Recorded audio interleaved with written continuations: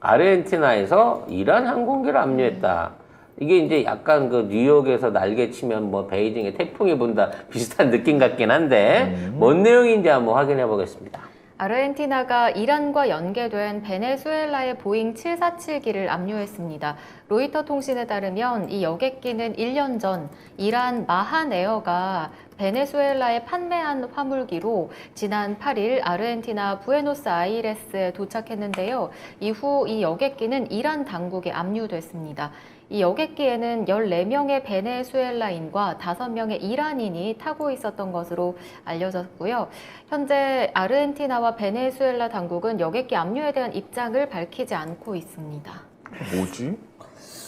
일단 아르헨티나는 뭐 친미적인 정권인 건 사실이기 때문에 지금 어떤 미국의 사주에 의해서 이 비행기 안에 타고 있는 요인 내지는 어떤 프로젝트를 저지하기 위한 뭐가 있었을 수 있다라고 짐작을 해볼 수 있는데 구체적으로 그 내용이 드러나지 않기 때문에 이거는 뭐 추측하기가 쉬운 부분은 아니에요. 하지만 민간 여객기를 강제로 피납할 정도 되면 뭔가 굉장히 중대한 사안이 있는 것만큼은 사실이라는 거죠. 이 여객기가 파라과이를 거쳐서 아르헨티나로 왔어요. 그래서 파라과이가 거기서 뜨고 나서 이거 수상해 라고 해서 중남미 이제 관련국들한테 얘기를 했고 그 아르헨티나에서 지금 억류를 한 건데 요 일이 있기 전에 지난 11일에 이란하고 베네수엘라가 앞으로 20년간 총체적인 파트너십에 대한 협정을 체결을 했어요.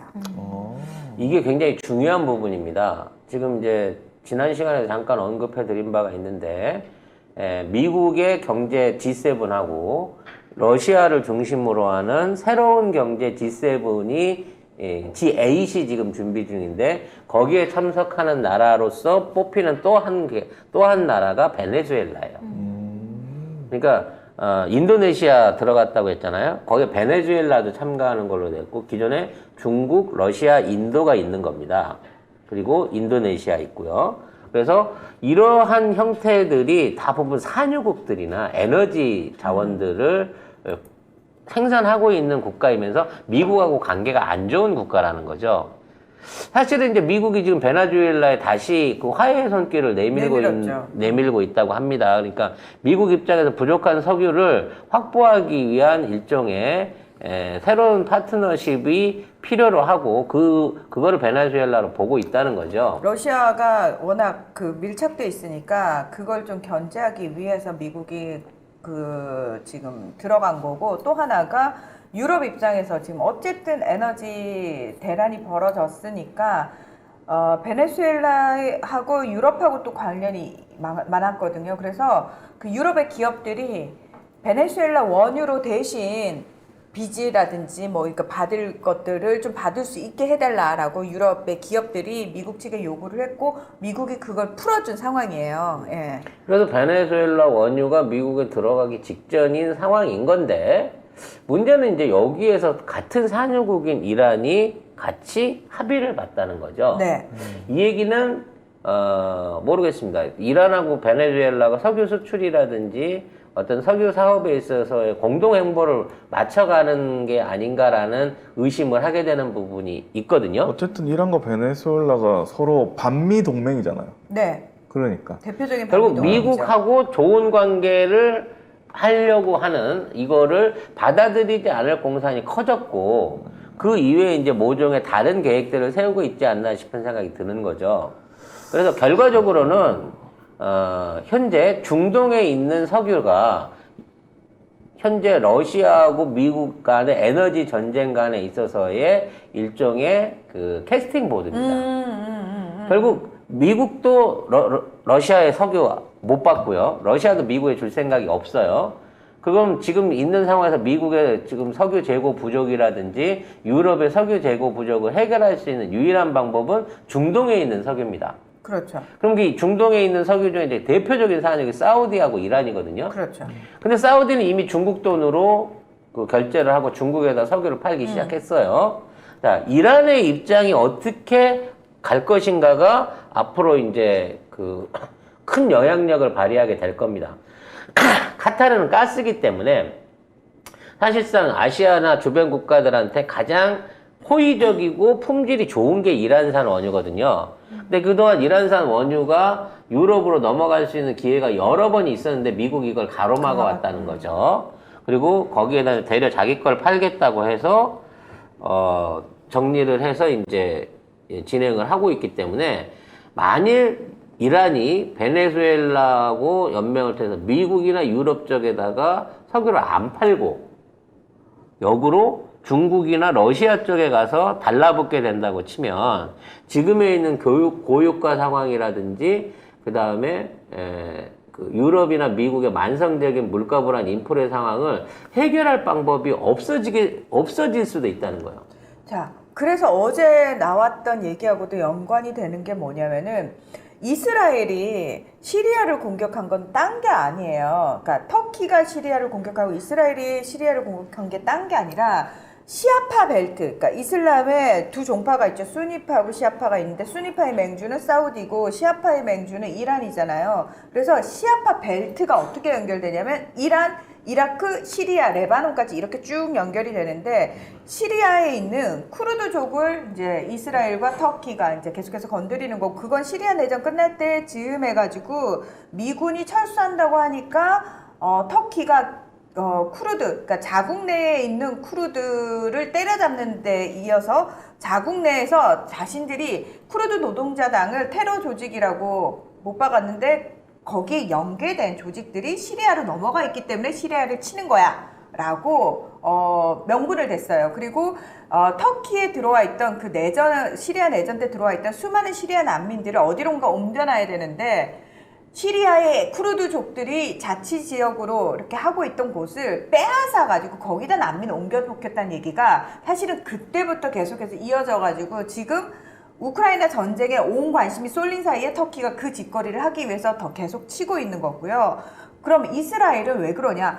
이스라엘은 사실 도널드 트럼프 때 이란 핵합의를 미국이 일방적으로 탈퇴를 하잖아요. 그때 이스라엘은 너무 좋아했어. 너무 좋아했고 그때 유럽 국가들이 영국, 프랑스, 독일이 이란 핵합의에 같이 있던 국가들인데 이거 반대한다고 그래가지고 어떻게든 이란을 살려내려고 난리를 치다 결국 실패했잖아요.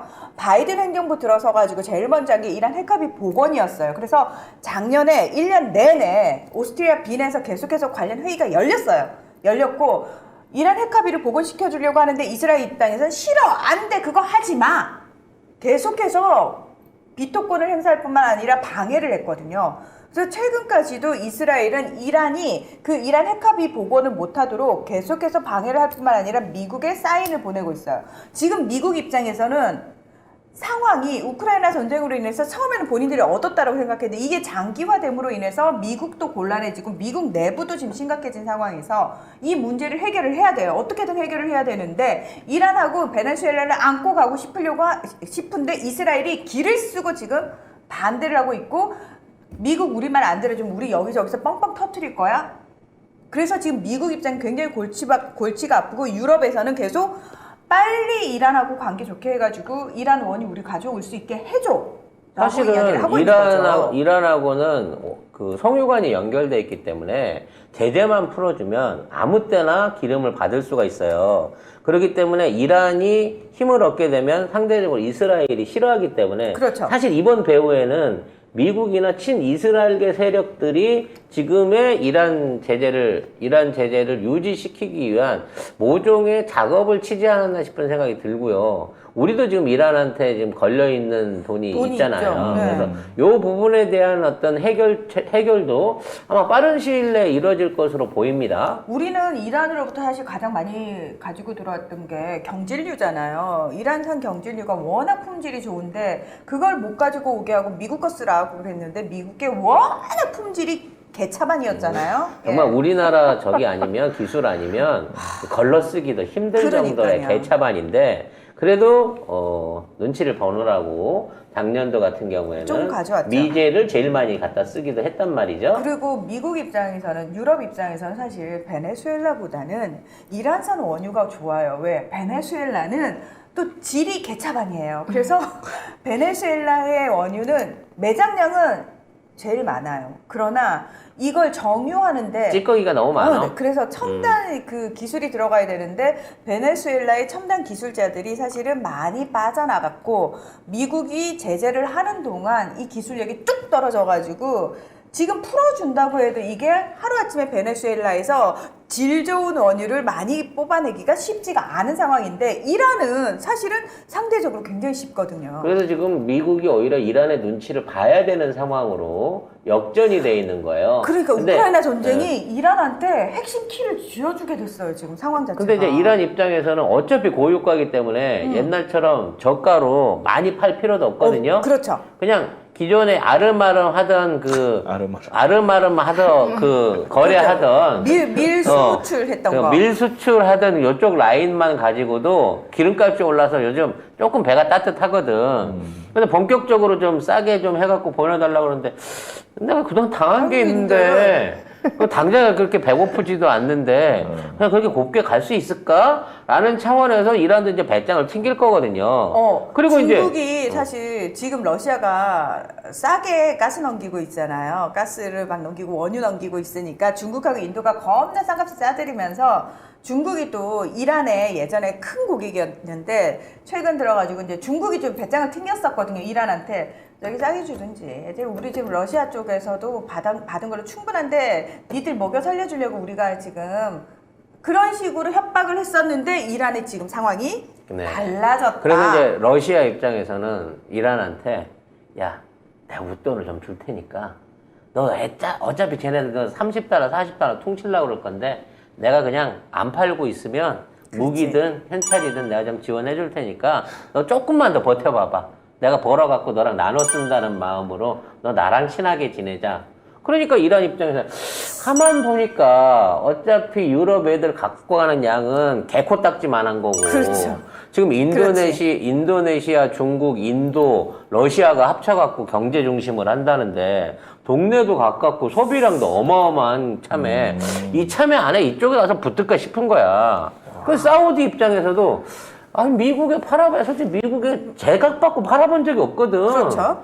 맨날 그 달러 좀 빌려줬다고 가격 후리고 무기 사기하고. 무기나 눈탱이 때리고 이런 거 아는데 한국의 KF-21 좋다 소리도 있고 어차피 이번에 전쟁 치르는 거 보니까 이게 무기가 중요한 게 아니라 결국은 운영 시스템 실제 군인이 중요한 거네 뭐 이렇게 이제 생각을 바꾸고 있는 상황이 되다 보면 지금 세계 경제를 양분했던 중국과 미국의 결합이 깨지고 나서 중국이 러시아와 함께 새롭게 만들려고 하는 공급망이나 세계 경제 블록이 오히려 기존의 미국과 유럽의 것을 훨씬 초월할 가능성이 높아지고 있어서 이제 진짜 눈치 잘 봐야 돼요. 그러니까 지금 국제 정세가 사실 하루가 다르게 이합집산 되면서 물밑에서 완전히 자국의 이익에 따라서 이 사람들 싸움이 엄청 참했는데 우리는 우린 뭐 하고 경이야. 있나요? 네. 경이에요. 아무 미국 형님 생각이 알아서 하십시오. 미국 형님 다 알아서 방법을 좀 하시고 알려주세요. 우리는 그 뒤에 다리만